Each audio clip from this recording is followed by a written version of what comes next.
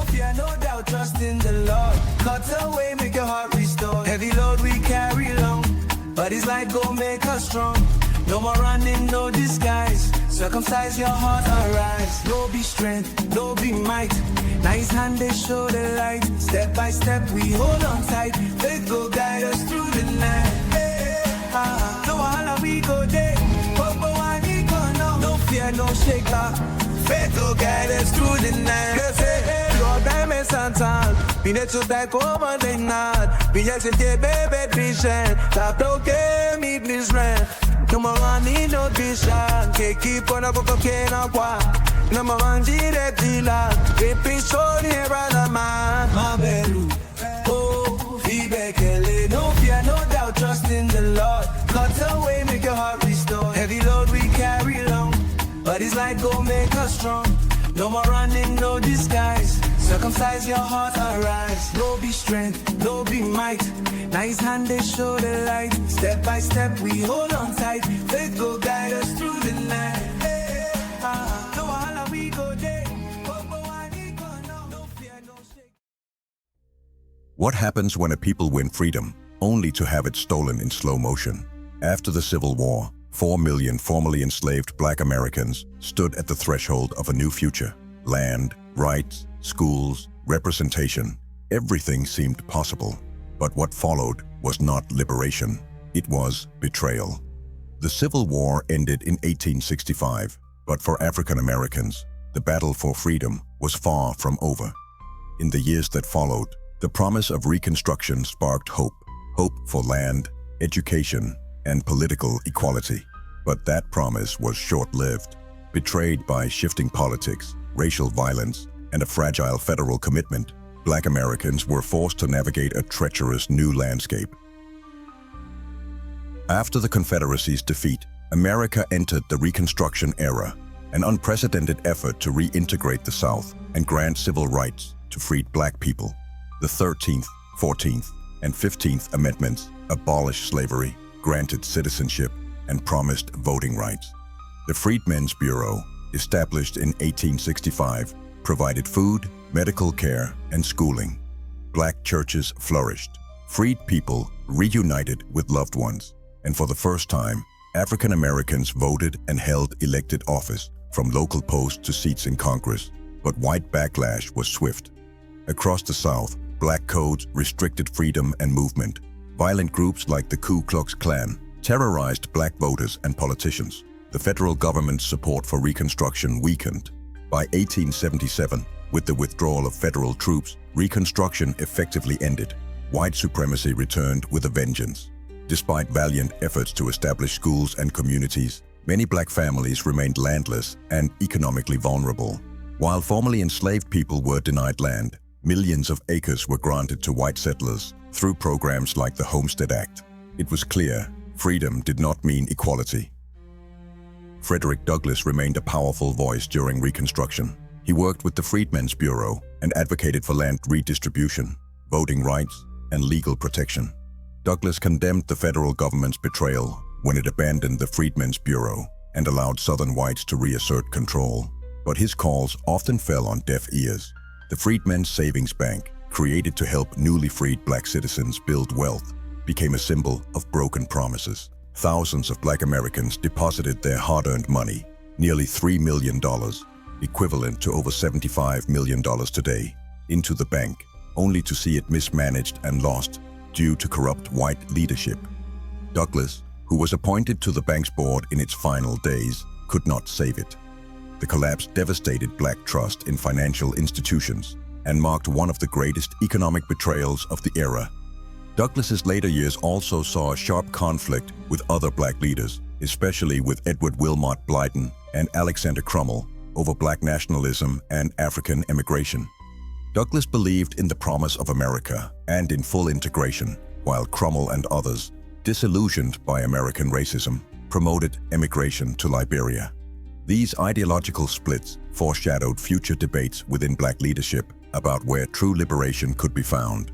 As white violence escalated and rights eroded, many Black leaders sought new strategies for survival and advancement. Amid this chaos, a young leader named Booker T. Washington emerged with a controversial vision that would shape the future of Black America for generations. His rise would usher in a new era of the Black experience, one rooted in education, economic independence, and cultural upliftment in the face of rising segregation and systemic oppression. In 1856, Booker T. Washington was born into slavery in Virginia as the son of Jane, an African-American slave. After emancipation, she moved the family to West Virginia to join her husband, Washington Ferguson, who had escaped from slavery and settled there during the war. There, the illiterate boy, Booker, began to painstakingly teach himself to read and attended school for the first time. When he started school, Booker was faced with the need to provide a surname. He claimed the family name of Washington after his stepfather. Still later, he learned from his mother that she had originally given him the name Booker Taliaferro at birth.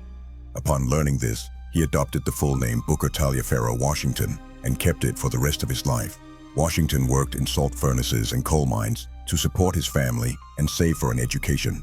He eventually made his way to Hampton Institute, where he worked as a janitor to pay for his schooling. Later, he briefly attended Wayland Seminary in Washington, D.C., before being recommended in 1881 to lead a new school in Tuskegee, Alabama. At just 25 years old, Washington became the founding principal of Tuskegee Institute. He opened the school in a local church, but within a year acquired a former plantation for a permanent campus. Students made bricks, constructed buildings, and cultivated crops, learning trades and self-sufficiency alongside academic subjects. His goal was to create teachers who would return to rural communities to spread both education and economic empowerment. Washington's rise marked a shift into a new era for African Americans. As Reconstruction gave way to Jim Crow, the next fight would not be for political office but for economic survival and community uplift. Washington championed industrial education not as an end, but as a foundation, believing that ownership, discipline, and skill could shield Black people from the worst abuses of the white South. He used his growing influence to found the National Negro Business League in 1900, creating a network of Black entrepreneurs. With wealthy allies like Julius Rosenwald and Andrew Carnegie, he helped fund the construction of over 5,000 rural Black schools across the South. He advised presidents, spoke at Carnegie Hall, and raised millions of dollars. Behind closed doors, Washington also funneled money to legal challenges against segregation and supported Black newspapers that couldn't openly align with him. He was criticized as too accommodating, but many of his contemporaries recognized he was playing a long game, building Black capacity for a future moment when full equality could be claimed.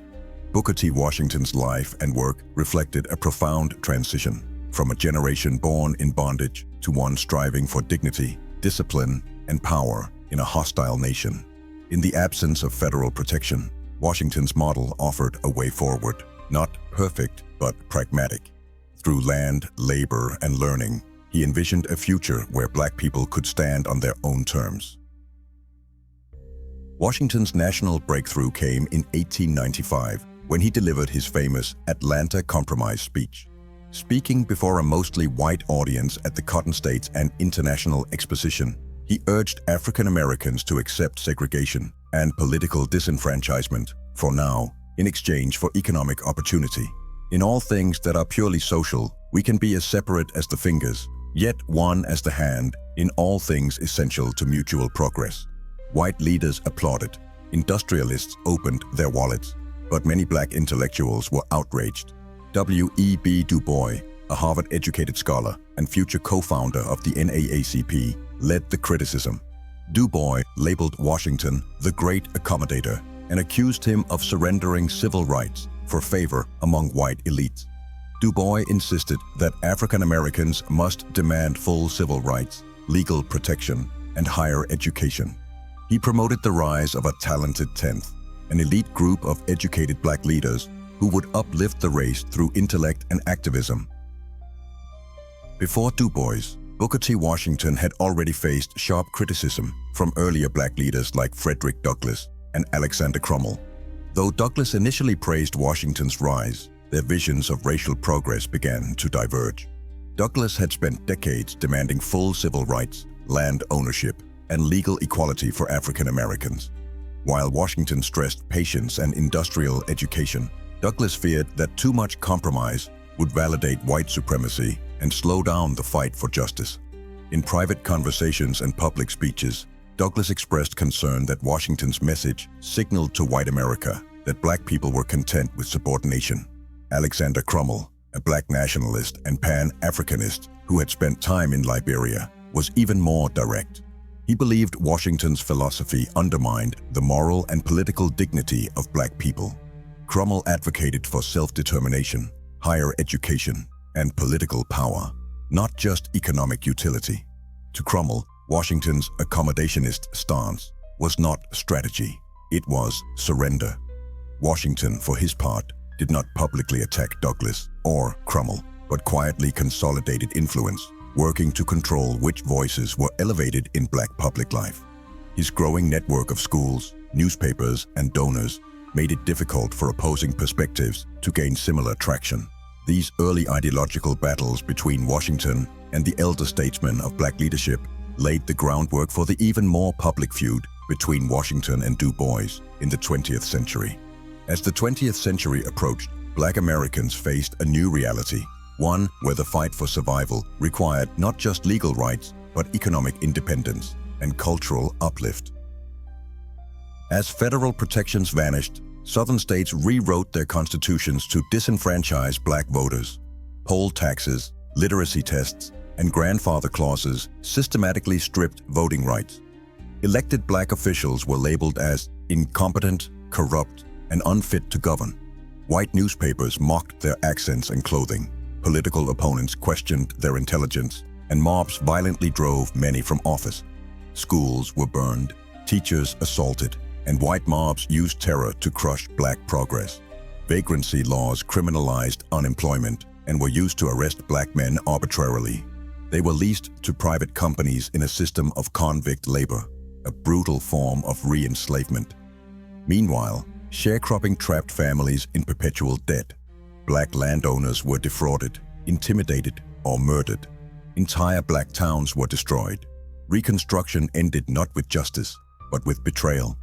The hope of true freedom was replaced by a more insidious system: Jim Crow, segregation, disenfranchisement, and daily terror. Yet amid the darkness, leaders like Booker T. Washington lit a torch of perseverance, carving out spaces for black excellence, education, and dignity, even when the system was stacked against them. Thanks for watching. If you found this video insightful, make sure to like, share, and subscribe to the channel. Your support helps us continue uncovering the hidden truths of history. Let us know your thoughts in the comments, and we'll see you in the next video.